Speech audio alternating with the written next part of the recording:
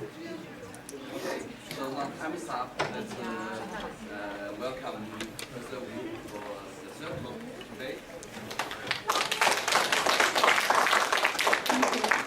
Can you hear me all right in the back? Okay. Thank you, everyone. Thank you, the organizer of this course. I'm very honored, and it's a great pleasure to share my research in this excellent course, the Biological Foundation of Language.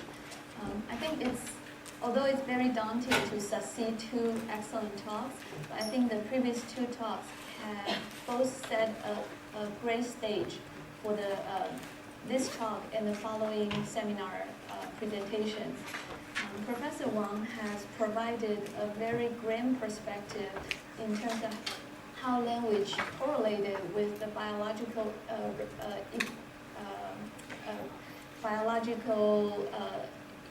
evolution.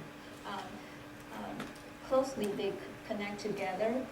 And Professor Zhen's talk has provided a great perspective of how psychologists first, the cognitive neuroscientists, take advantage of research methods to accumulate important empirical evidence to shed light on the biological foundation of all kinds of cognition. And for the third talk for today, I'm going to zoom in, deepen the provided perspectives to combine the laboratory methods that we used to answer some questions, hopefully to shed light on how different linguistic characteristics that are demonstrated in a great variety of different languages can affect literacy acquisition and verbal short-term memory, because Chinese characters are the materials that we are all familiar with, and most of our subjects are native Chinese speakers, so that's what I will be talking about. So do let me know if because I'm not quite sure before preparing the talk of the audience background. So do interrupt me if you want me to clarify certain methods or certain concepts. All right. Okay, so let's see what researchers know about the verbal short-term memory of weird people.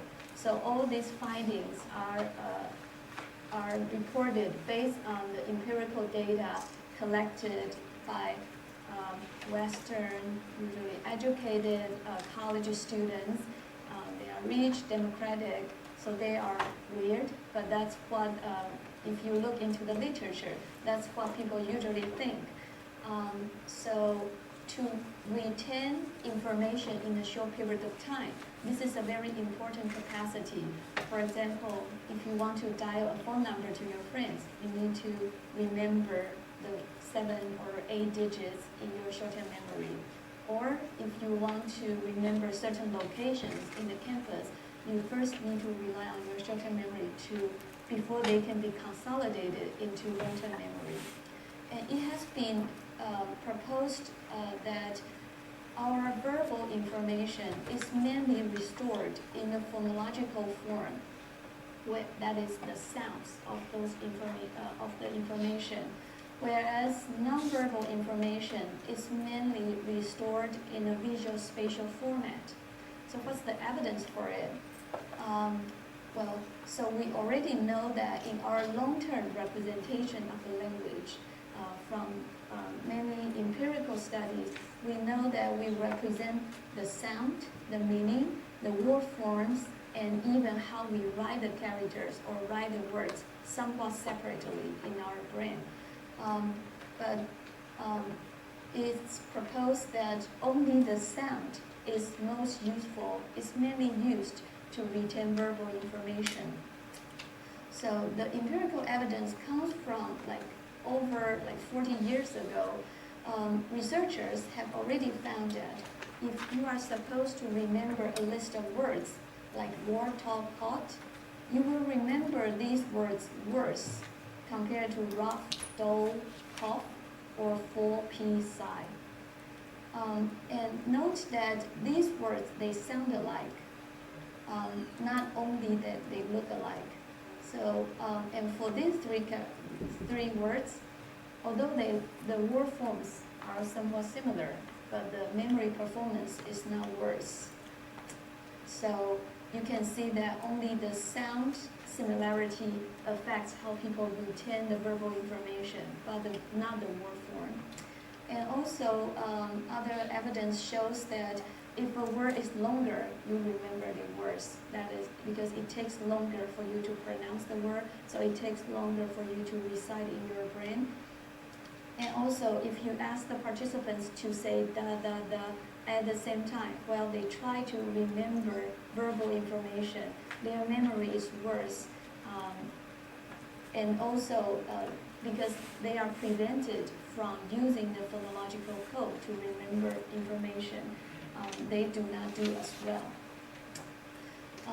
From the very early classic findings, it seems that word forms do not really matter if you ought to remember the verbal information. Only if when the sounds do not provide enough information for you to differentiate different stimuli. For example, if we ask subjects to remember fry, cry, dry, compared to guy, sigh, pie, all the lists rhyme with them, other list words within the same list, but you also notice that these words, they also look alike, while these words, they are spelled quite differently.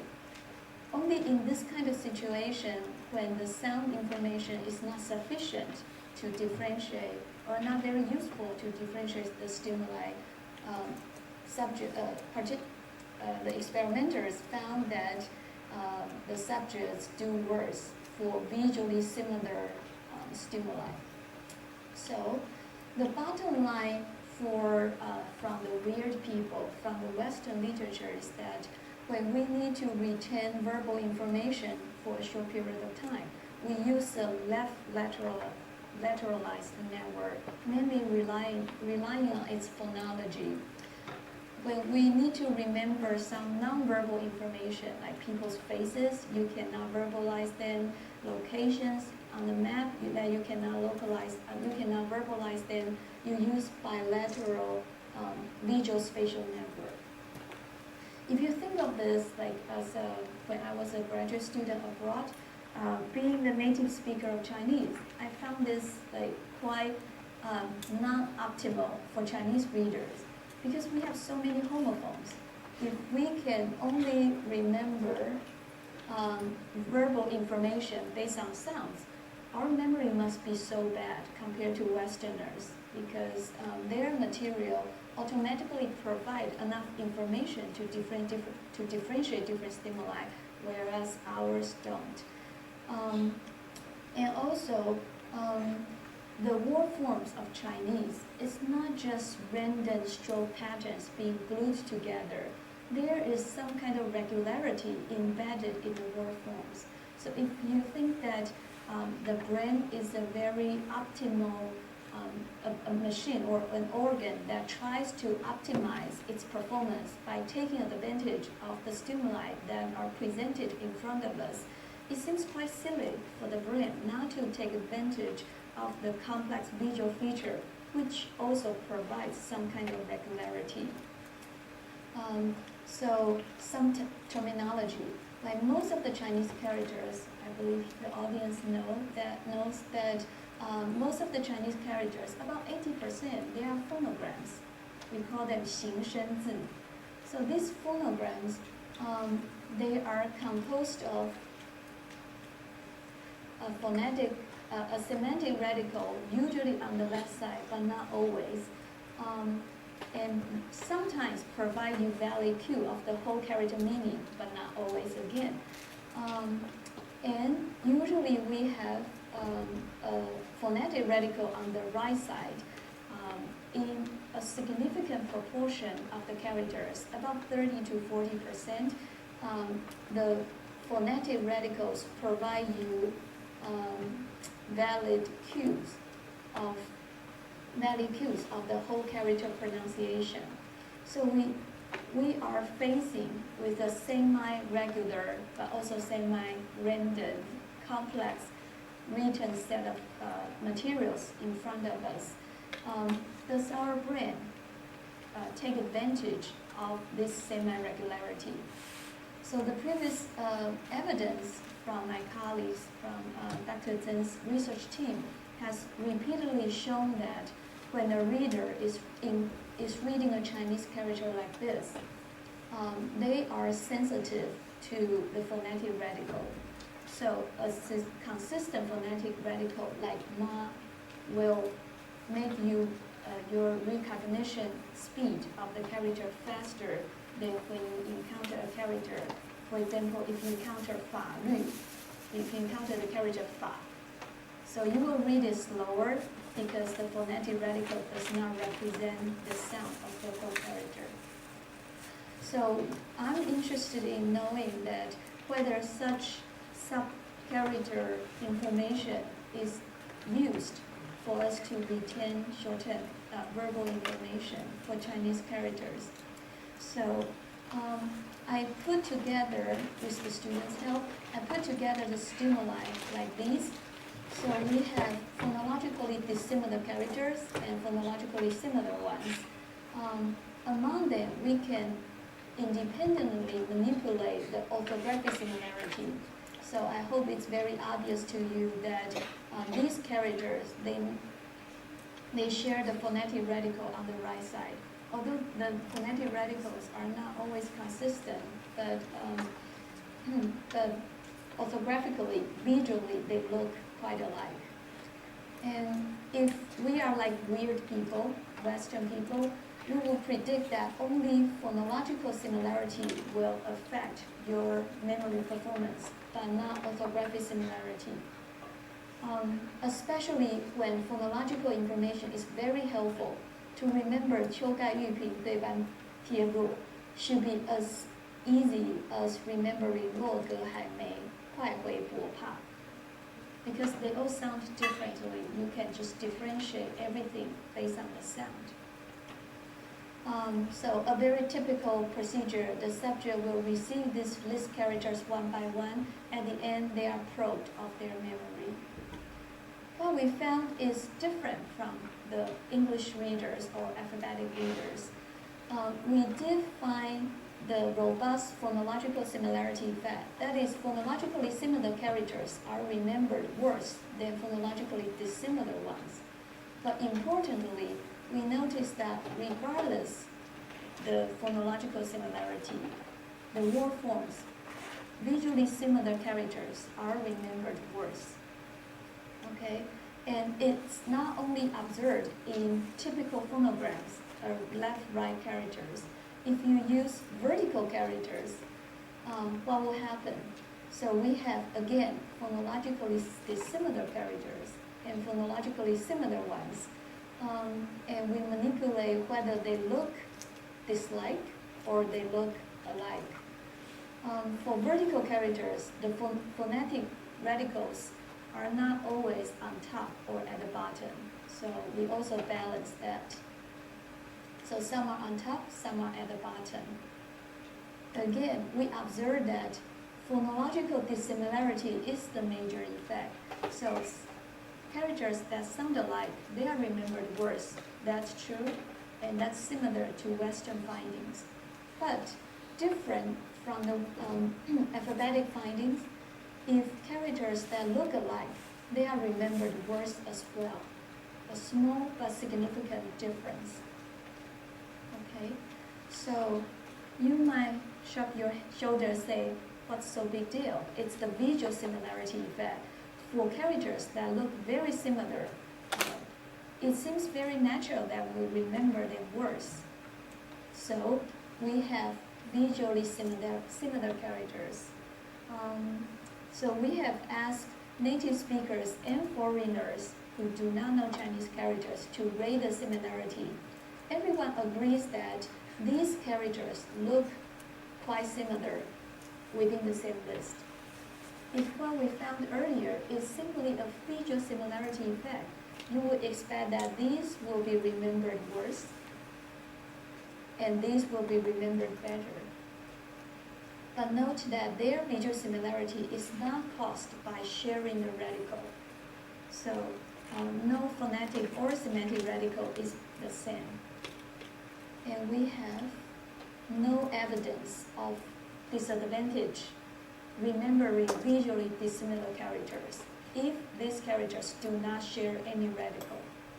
So this suggests that for the Chinese readers in our brain, there is a level of representation for radicals, and the representations, as Ove mentioned, the codes in your brain will affect your cognitive performance. So visually similar does not correspond to any code that you have, so that does not make a difference of your cognitive performance. But if your cognitive codes are being confused because of the similarity, then you perform worse. Okay, and we also look this very systematically because Chinese characters are so interesting that they provide the possibility that you can have a radical but at different position, hence very likely serving different functions across different characters. Will that hurt your memory performance? What we found is that although these characters are rated as more similar than these because they share a radical, although at different positions, but it does not hurt the memory performance. So our representation of the radicals is so specific, so sophisticated that not only sharing the same visual word form, but probably at the same location within a character matters too. Okay, and how about semantic radical? What we have been doing was working on phonetic radical, the shen pa, yin pa. How about semantic radical? So we do the same experiment except replacing the stimuli with characters that share in the semantic radical. And you see that Chinese characters really are complex, that the semantic radical can be on the left side of a character, and it can give you the correct clues of the true, of the whole character. For example, like guo, the semantic radical, a kind of metal. So guo is made out of a kind of metal. Ci is about words, and the yan zi pa, the semantic radical, is relevant to the whole character meaning. But we also have some opaque characters that the semantic radical does not share obvious relationship with the whole character meaning. And another set of characters, the semantic radicals is on the right side. Okay, so no matter where we look, simply sharing a semantic radical does not cause any problem for the memory whatsoever. So we are sensitive to radicals, but only to phonetic radicals. Why would that be the case? So earlier in my slide, there is some clue. Because we only have 200 or so semantic radicals, but they can map onto infinite meanings in the world. And we have about 400 or so phonetic radicals, 400 to 800, depending on how you categorize it. They can map onto 1,000 or so different sounds. So which kind of clues give you better validity? So you can do the math, right? Fewer information map onto infinite sets of possibility, and greater set of stimuli can map onto a smaller set of the possibilities. So our brain, when we learn Chinese characters, seems to pick up this kind of regularity automatically, that we pay attention, we focus, or we represent the phonetic radicals more. We gave them better weights. They are more critical to our performance because they are more valid, or they are more informative. So this slide summarizes what I just said. We pay attention to phonetic radicals, and they have a consequence. The language experience has a consequence to our cognition in short-term memory, and also in other aspects. So independent of this study, I want to mention this is not a short-term memory study, but it is a character recognition study. We have independent converging evidence suggesting that phonetic radical is more important and is processed earlier. So to do that, we have subjects reading a pair of characters like this.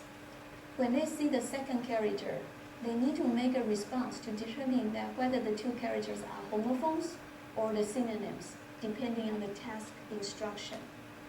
When they are making the homophone judgment, we can manipulate the two characters to have the same phonetic radicals or not. And the actual pronunciations can be the same or not. Okay? So, and for the synonym judgment, the two characters can share the same semantic radical and also have similar meanings, or don't share anything, have similar meanings, or share the same semantic radicals, don't share the meaning, so you can figure it out yourself.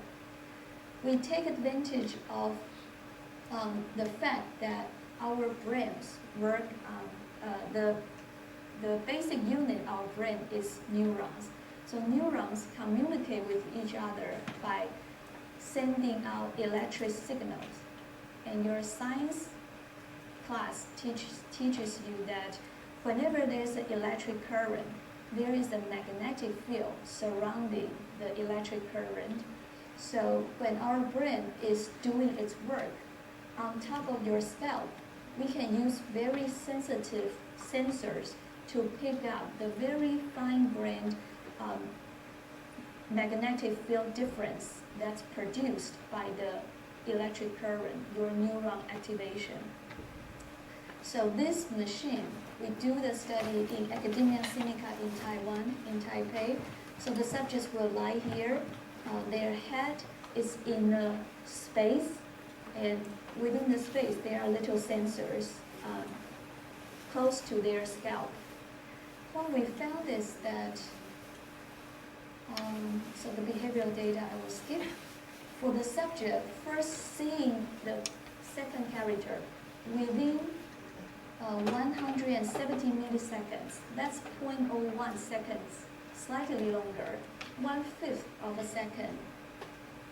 Sharing the same phonetic radicals will reduce your brain magnetic field, meaning that you already see a character that has the same phonetic radical. When you encounter the same phonetic radical again, your brain does not have to put as much effort. So the electric current, therefore the magnetic field, reduce its magnitude. So is that clear? So the temporal resolution is very high, that we get to see as soon as like 1/5 of a second that you encounter a character, your brain has already picked up that, oh, the phonetic radical is the same, regardless whether the phonetic radical gives you the consistent or inconsistent clue of the whole character phonology. And later on, in the later MEG component, we have some difference. This is already published, so for the later components, I encourage you to read the original articles. But I want to make the point that semantic radical, the repetition of semantic radical, did not have the same effect. So your brain automatically noticed that somehow phonetic radicals is more informative. I better pay attention to it as soon as possible. That's very early. But for semantic radical, the effect was not detected until later in time. Okay, so therefore, we have consistent evidence suggesting the importance of phonetic radicals not only in the verbal short-term memory domain, but also in character recognition domain. And basically, this is some phenomena that you will not observe in alphabetic readers. So their brains are responsive to other codes that their language encourage their brain to develop.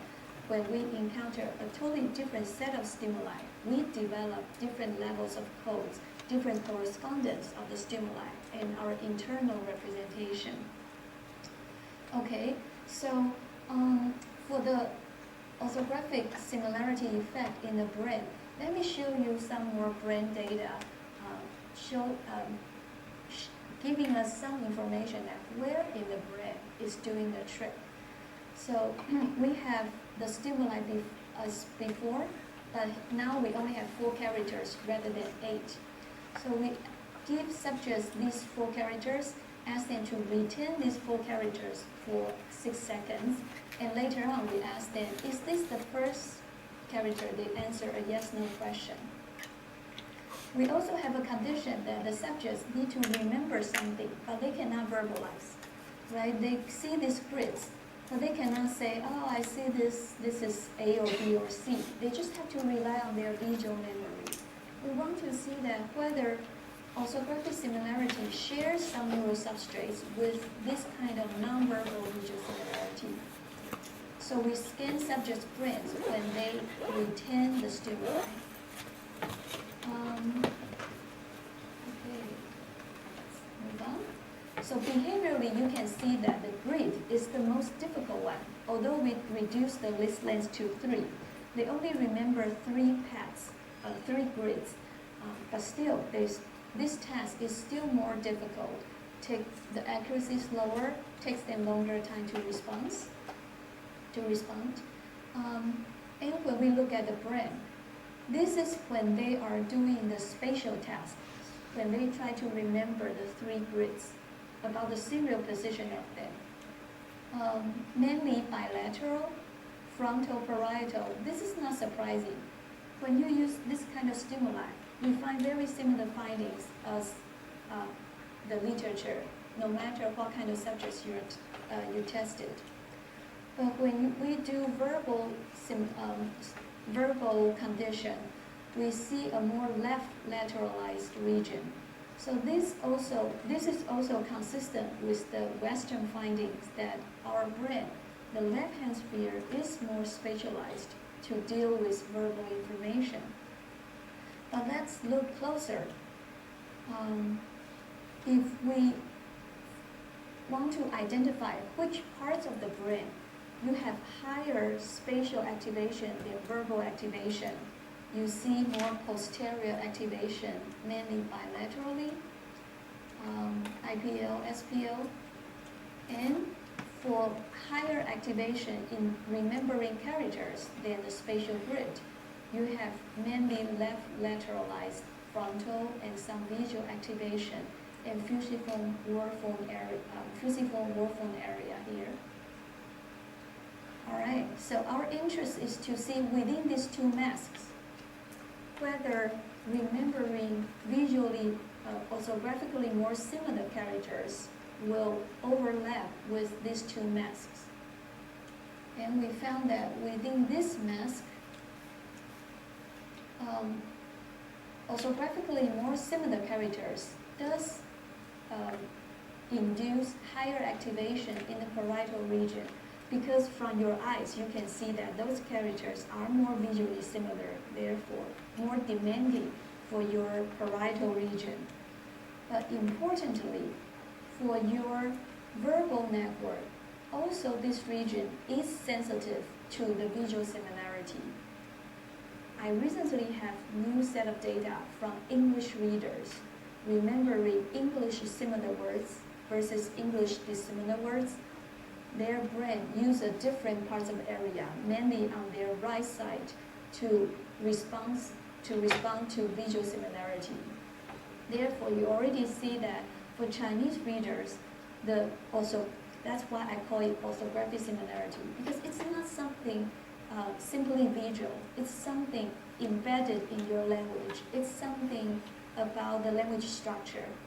Whereas for English readers, they use their right side of the brain to responsive to the visual similarity, because for them it's something more low level, more peripheral about visual analysis.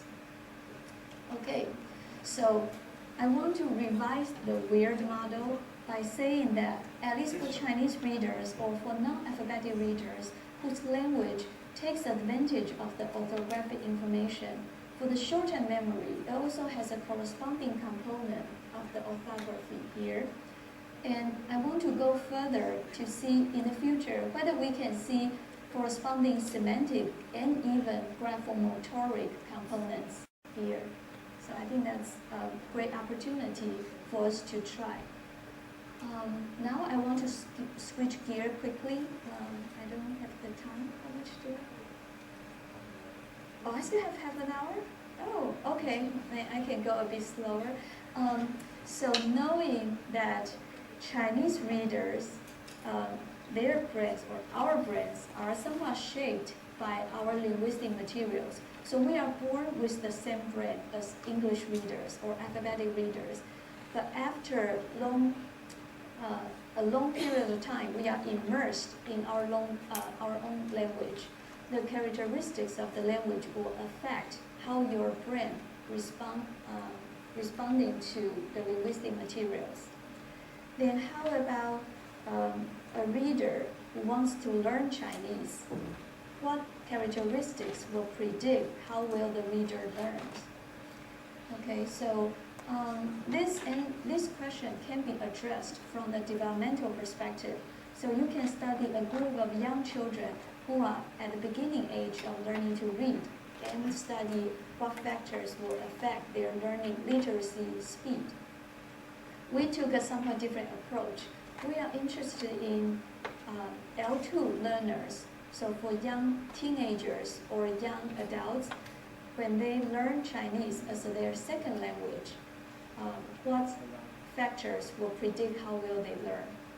So we tested more than 100 subjects. The only common characteristics among them would be, well, two characteristics. The first that they share, the first is that their native language is always the alphabetic one. Okay, and the second characteristic they share is that they all come to Taiwan to, so that we can test them. So these young adults, their age range is like somewhere between, well, you can see from here. We have most of them coming to Taiwan to get their master's degree. So they are not here mainly to learn Chinese. They are here to get an advanced degree, but they are required to take 1 semester of Chinese. And we also have like some PhD students, some are exchanged college students. So they distributed in northern Taiwan in several campuses. So with the help of my colleagues, I get to test them. All right, so what is their Chinese level? We asked them through questionnaires that how long they have been learning Chinese. This is a distribution. As you can see, so the unit is month. So the average is 19 months, so slightly like 1 year and a half. That's how long they have been learning Chinese. And how long they have been in Taiwan? About 15 months on average, which means that these students, they do not grow up in a family that learns to read Chinese or to speak Chinese. Usually, they take a 3 months to 4 months courses before coming to Taiwan in preparation for their study. So we have enough confidence that their learning will be quite different from early bilinguals. So they definitely are late bilinguals, learning to read Chinese at a later age, like into their teenage or young adulthood. And they are not very intensive Chinese learners either. So we asked them how many hours they spend to listen, to speak, to read, or to write Chinese. Most of them, like in any aspects, they spend less than 3 hours. So they take the courses as requirements. They interact with the restaurant owner or shop owners to buy stuff, but they are mainly using English for their course requirements. Okay, so they present a quite like preliminary group of people, but we do have enough variability of their Chinese performance. What do we do with them? So we, in addition to getting their demographic information, we also test their general cognitive abilities. Like the easy suspect will be their IQ, so their intelligence. We also test their verbal span, to test how many digits they can hold, to test their visual and spatial short-term memory. So they are standardized tests to tap onto these two aspects. We also test their perceptual abilities because there's literature showing that for first language learners, for young children learning to read their own native language, if they have better perceptual abilities, for example, if they can discern two tones, do-do, do-do, which tone is higher, if they can discern it better, they seem to pick up reading quicker. We also test their visual abilities because also there is research, even from Hong Kong, like Kemi McBride has reported with colleagues that at least for Chinese first language readers, if they have better visual abilities discerning the fine-grained details of Chinese characters, they might be able to pick up reading better. So we test them that. And our main interest was on statistical learning. So this is a domain general ability, which I will provide you example about. It's not about the course that we take in college, not about stats or doing t-tests. It's about getting regularities from the seemingly random environment. Okay, so keep that in mind. And we also, of course, we need to test how well, how advanced they are in different Chinese tasks. So we ask their character size. Let me quickly tell you. We ask about their character size. So we present them a character and ask them to name it and provide a meaningful word for it. For example, if they see ma, they have to say the meaning. They cannot just say the character because sometimes they can sound out the character while not knowing what the character is because we have phonograms, because we have 形声字, right? So generally, when we test these subjects, for example, they see 愿, this is a low difficulty level. So this is an easy test. They say 愿, they can tell you 愿字 or 行政院, that's a challenge phrase. They can see 公, then they have to say, for example, 恭敬 or 恭喜, that's good. You pass. All right. So for these subjects, for the 116 subjects, on average, they know about 600 characters plus the level. So in Taiwan, elementary school children, grade 1, they know about 700 characters. So you know these are still very preliminary readers. Most of them are about grade 1, grade 2, grade 3. But again, fortunately, we have enough variability to look at the correlation of their performance and their performance on different dimensions. Okay, and we do have few subjects who probably have learned Chinese for quite a long time that knows more than 4,000 characters. Of course, that's an estimated number.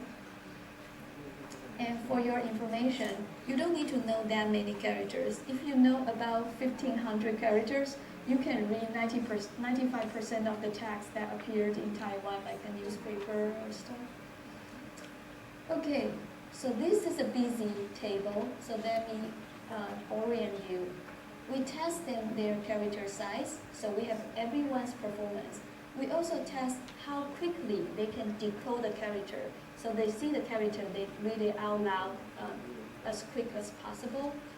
We have those characters within a context that forms a story, or we scramble those characters.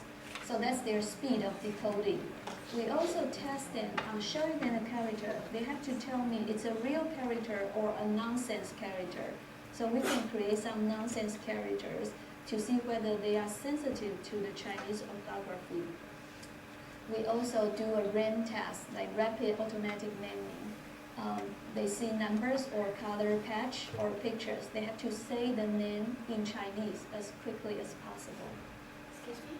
Yes? Sorry, I've got a question. Yes. The decoding with context, does it only refer to phonological decoding? That means I pronounce the word, it's not testing whether you know the meaning of it. Right. So that's more about like phonological decoding. That's exactly right.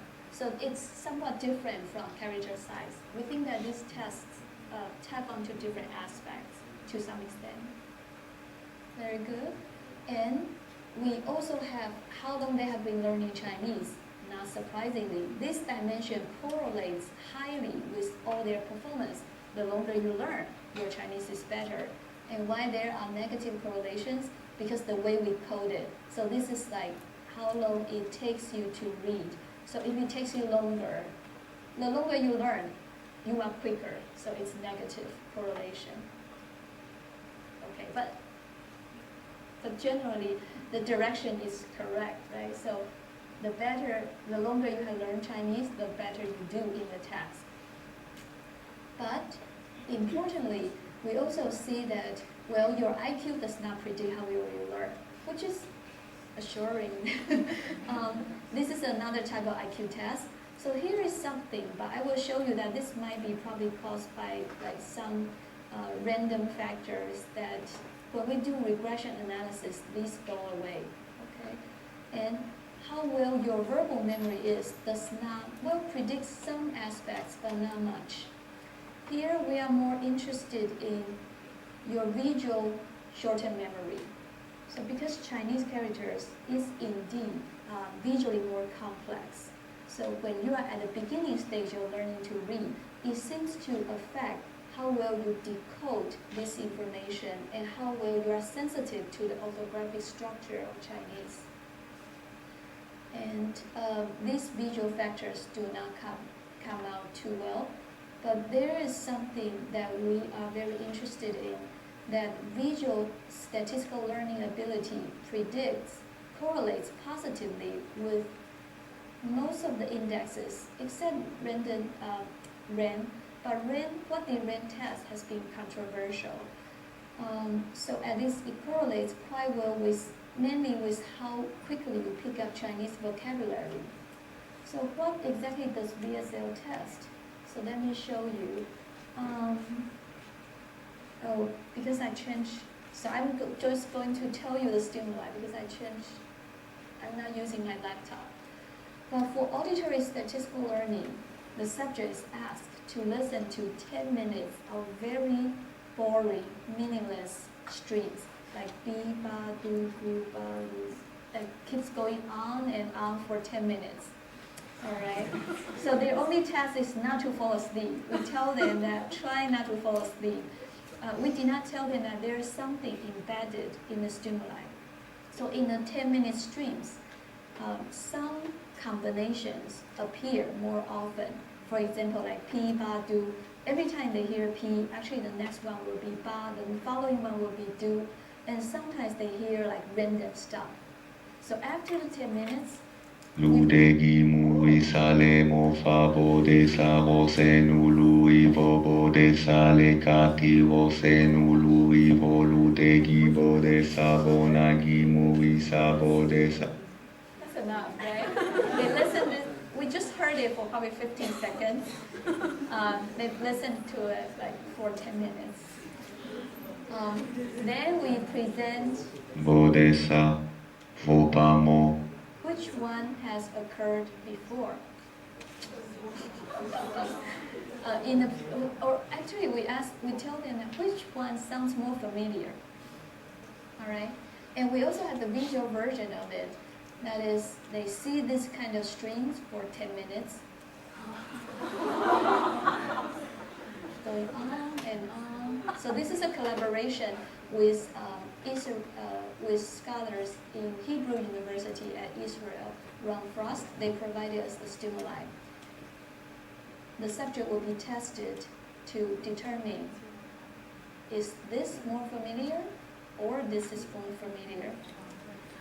And Ron Frost and his colleagues have reported that the performance on this task, especially the visual version, will predict how well young American people going to Israel to learn Hebrew.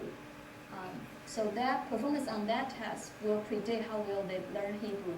They haven't learned Hebrew before and they went there. So we originally want to see whether the performance on this kind of task will predict the literacy acquisition on the language that's drastically different from Hebrew. So Chinese has different kinds of regularity compared to Hebrew, but I just show you, I can show you even more graphs that subjects' performance on the visual version of the statistical learning, their performance on this, you see enough variability, predicts, correlates positively with how well they do in learning Chinese. And also, their VSL performance also positively correlated with their decoding speed, although the correlation is weaker, but it's significant. Marginally significant with their decoding speed in their lexical decision performance, in their sensitivity to the orthography. And we even do a regression analysis after taking out the contribution of how long they have been learning Chinese. The visual statistical learning can still significantly account for the variance of their character size and their decoding speed marginally. So why you don't see correlation or the significant relationship in this regression analysis with these tasks, as the audience just raised, we think that these different tasks might tap onto different aspects of Chinese.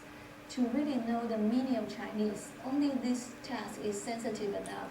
All these tasks might be tapping on the decoding speed, the fluency, rather than your understanding of the meaning.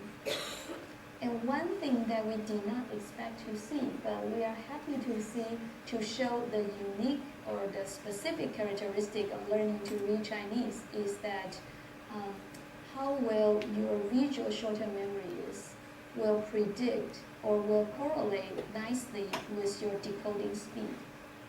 So although I already showed you that for very mature Chinese readers, visually similar characters do not hurt their short-term memory performance, but that's when their system is already stable, is already mature. But for some people who are just learning to read Chinese, after all, you need to have good eyes, good visual acuity to differentiate different fine-grained visual patterns as the first step. So we think that accounts for, or that explains why we see this VPT contribution to learning to read Chinese. So of course, if we get to test more subjects who are more advanced in learning to read Chinese, then we expect this effect to go away while statistical learning work persists. So we are still collecting more data and seeking collaborations, because in Taiwan we only have those subjects that we can put our hands on. But in a more international city like Hong Kong, so we are probably better off like collecting even wider range of fluency the proficiency of Chinese. All right, so to conclude, so this is a brain that everybody is born equal, but when we are exposed to different linguistic materials, if we grow up in an environment that the main task is to master Chinese reading, then our brain evolved or is shaped within our personal evolution history that we eventually develop a somewhat more bilateral, although still left-dominant network for retaining verbal information. And for someone who is growing up in the English or alphabetic reading environment, their brain to remember the alphabetic information is also left dominant. But note that our right hemisphere involvement is slightly more than theirs, probably due to the fact that Chinese reading, although we are still left dominant, but the relative dominance across the two hemispheres is modulated by the characteristics of the stimuli.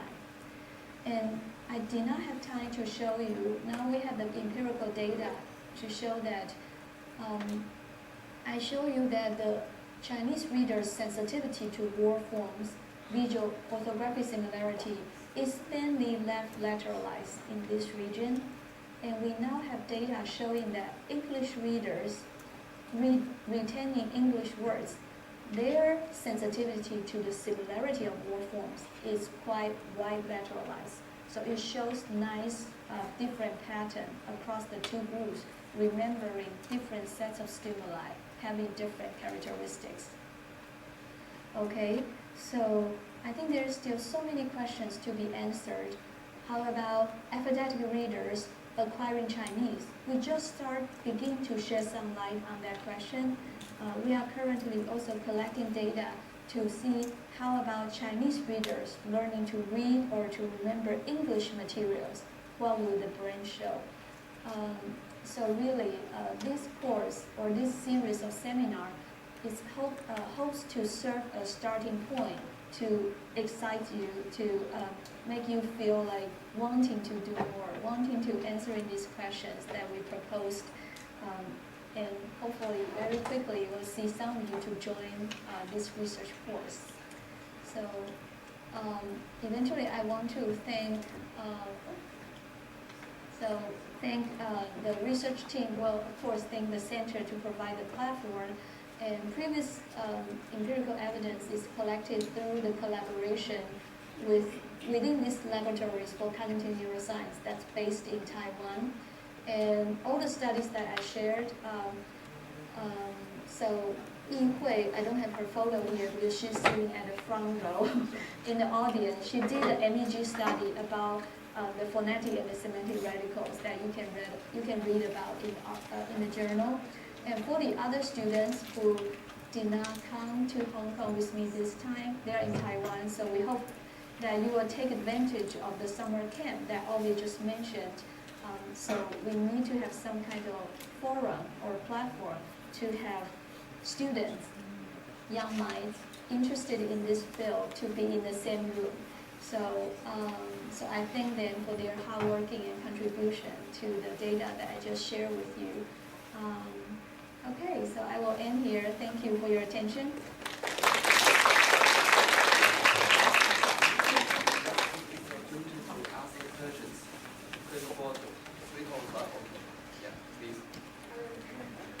I'm not a psycholinguist. Okay, I try to articulate these questions.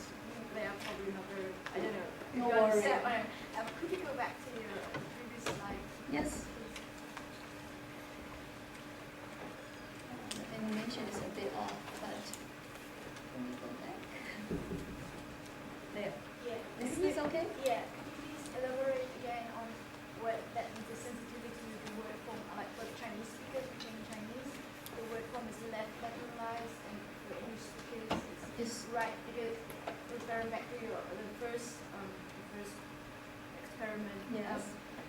it had something to do with the phonological recoding, right? That for, I think you mentioned that for alphabetic script readers, Right. it goes So- through the phonological axis. Yes. While for Chinese readers, the orthographic path plays a bigger role. Right. I hide so many slides. I'm afraid that the time will not be enough, but I can show you this.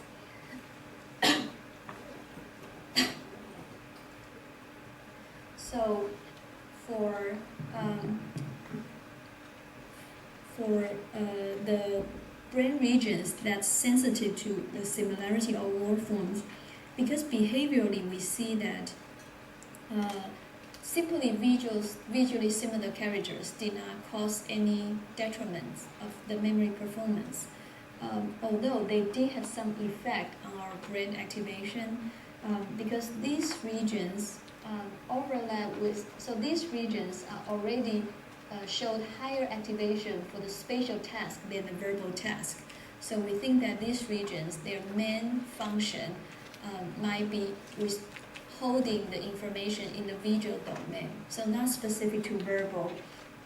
And for these regions, within the verbal minus spatial mask, so this region not only having higher activation for the verbal task than the spatial task, it also shows that higher activation for orthographically similar characters compared to dissimilar ones. So this is where in the verbal network that these neurons within the verbal network that are responsive to the orthographic similarity. And we see that these are in the left hemisphere. So that's what I meant by manipulating the visual word form similarity. And you can see that the left hemisphere activation seems to be responsive to the impaired memory performance that we observe in Chinese readers. And for the visual similarity effect in English readers, I did not show you the map. I probably removed it from this because it's already too many. It's not my laptop, but I'm happy to share with you in my laptop. I have the findings. So for English readers, we can ask them to remember words that look alike, like though, cough, rough that I showed you earlier. And you see that their brain, where in the brain shows the sensitivity to rough, though, cough compared to like pie, sigh, these visually dissimilar words, it's on their right hemisphere. So we use this as evidence showing that the same kind of manipulation, but it might induce different responses based on these people's previous reading experience. So that's what I meant by the last slide. Okay. Yes? Suggested that the semantic radical is more important than the semantic radical Yes. in Chinese. Yes. And I wonder whether this would be different for simplified Chinese and Oh, that's such a good question. People keep saying that someone needs to do the work to compare Chinese simplified and traditional Chinese characters. I'm echoing Professor Wang's comment or point that some people who don't know Chinese criticize the visual complexity of Chinese characters.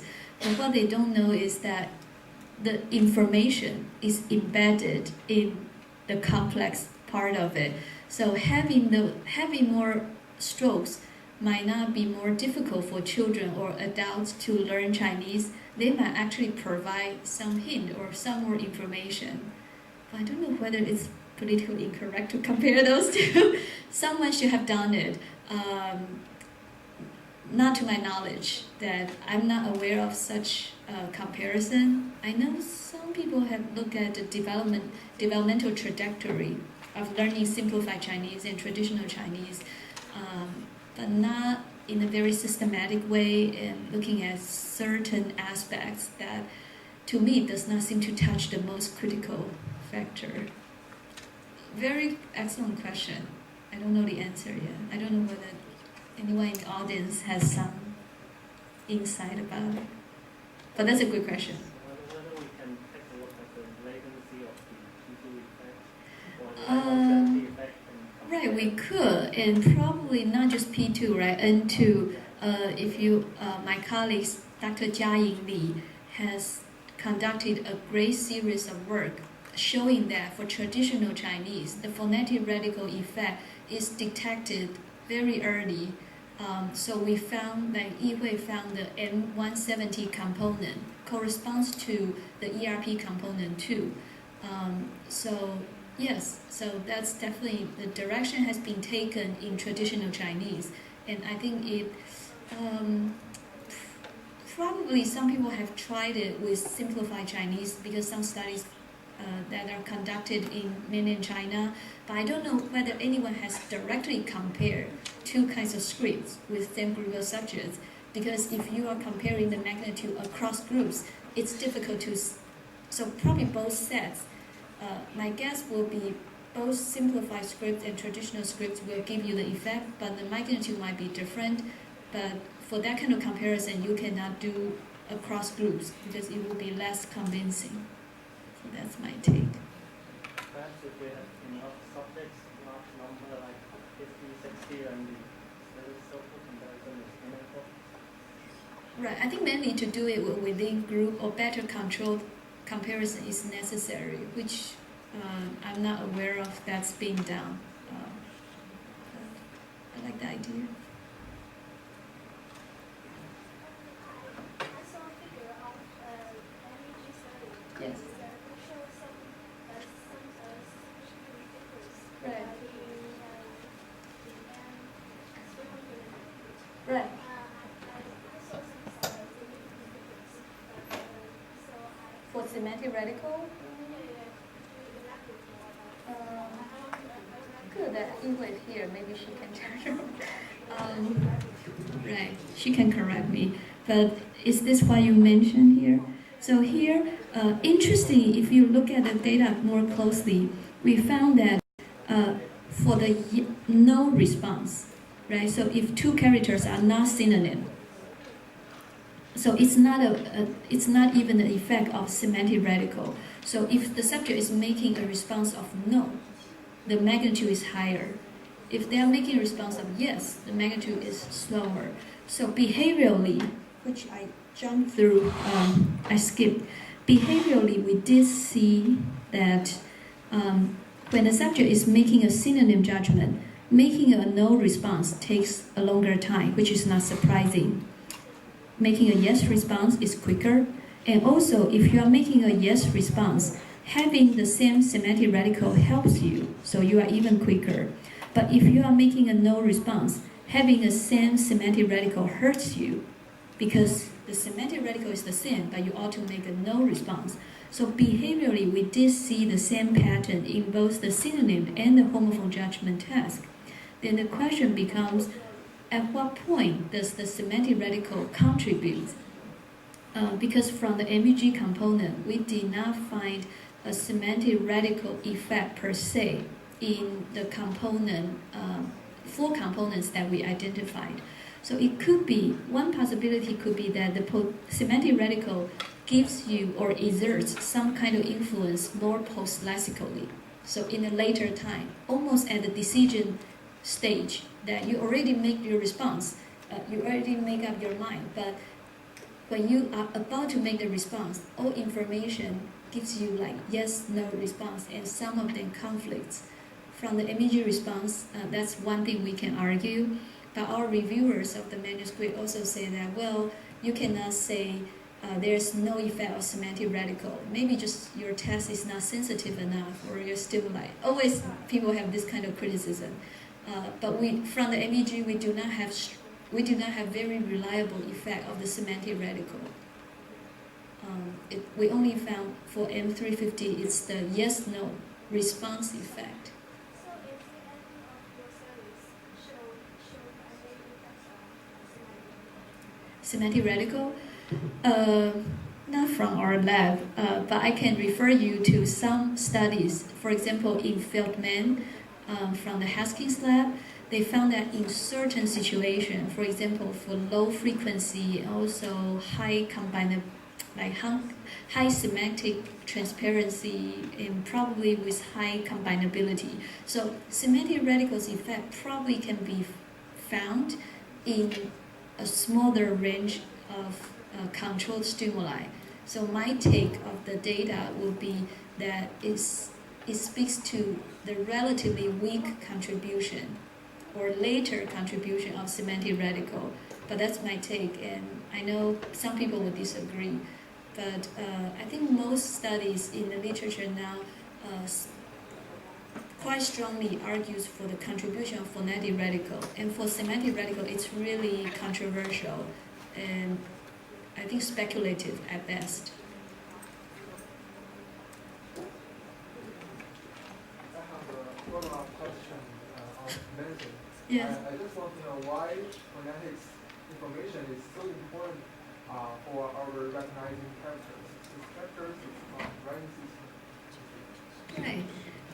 Again, I don't know exactly why, but I have my speculation that's in this slide. So from the point of Q validity, I think in the Chinese system, the phonetic radical, not to mention that phonetic radical usually occupies a bigger space. But even, so Yihui also has the data, even you take out those contributions, phonetic radical still plays an important role.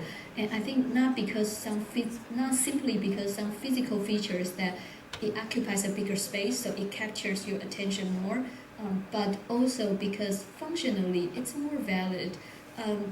Knowing the semantic radical, like nu, although you do have quite some characters that give you the semantic clue, it's female related, but you also have some counter examples, and it doesn't seem to be so helpful, even you pay attention to it at a very early stage. But for phonetic radical, it's more Q valid, and also don't forget that for most people in the reading process, we actually map the written form to the sound. So we are not learning to read in the vacuum, right? So we are not like learning to read just simply by putting or squeezing the word form into our brain. We already know how to say ma, and we already know ma means mother, and then we learn to, for a native reader, we learn to map the word form to the sound. So even from that perspective, I think sounds will be important for learning all kinds of languages. After all, speech is the most original form of language that every ethnic group has speech, but not every language has its word forms. So I think speech is the major format, and most people learn to read by mapping the word form onto the sound. So the phonetic radical provides the direct connection with the sound system, with the already existing knowledge system inside your brain. So from these points, I don't think it will be surprising to see that phonetic radicals play a more important role than semantic radicals. Is that?